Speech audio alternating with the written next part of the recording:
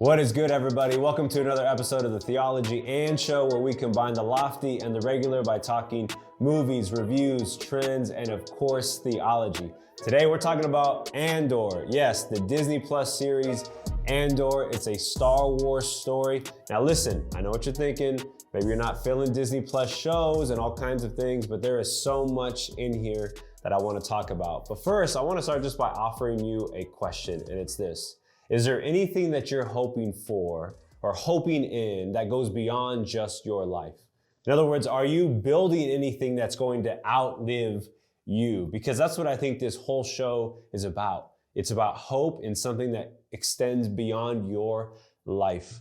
If you don't know about Andor, man, it focuses on a character, Cassian Andor. We first meet him in the movie Rogue One, which is about how the rebels get the info that's going to give them insight as to how they can blow up the Death Star, which is exactly what they do in Star Wars: A New Hope. And so it's a beautiful movie. It's dark, it's sad, it's heavy, but it's also charged and filled with hope, which I think is a beautiful picture of the Christian life, honestly.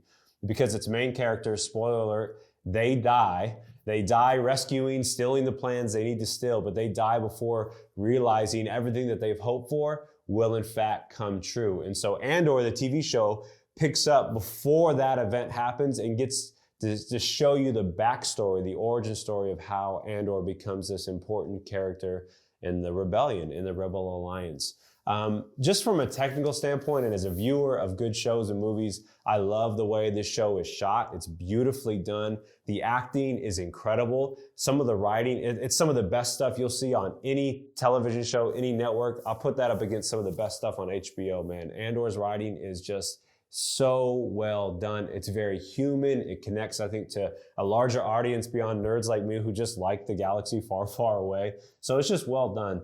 But here's one episode that I really, really liked. It's episode 10. It's called One Way Out. It's a prison escape episode, and it's so well done because, number one, just the prison itself, it's a microcosm of the entire galaxy, right? The galaxy is under the control and oppression of the Empire. In the same way that these characters are under the control and oppression of this prison, and they got to get out. And the only way out is to rebel, to create a path that doesn't currently exist for you. And there's just a beautiful moment in which the prisoners are chanting, one way out, and they break themselves free.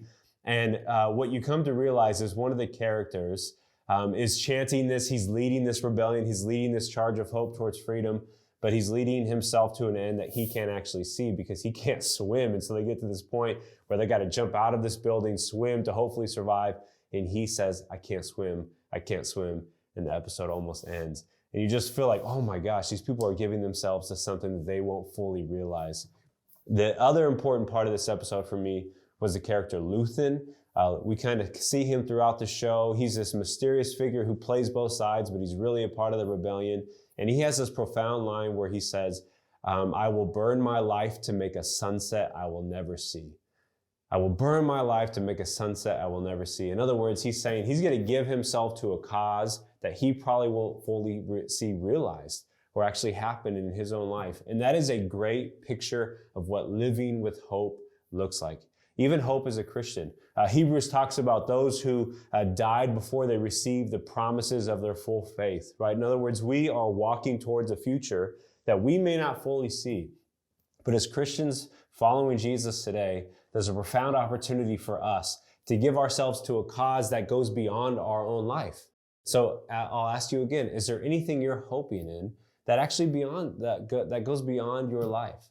Like, are you building something that extends beyond the life right now that you can say, this is a legacy. This is what I'm ultimately putting my hope in.